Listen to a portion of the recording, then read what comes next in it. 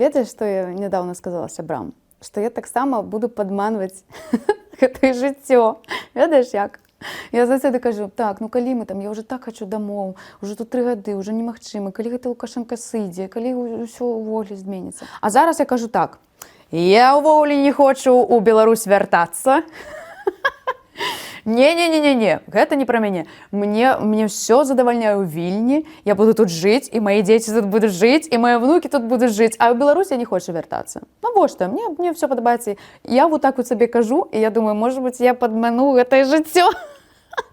Яна мяне пачуе і зробіць усё наадварот, таму што, ну, блин, сколькі можна ўжо маліцца, сколькі можна ўжо пра гэта казаць услых.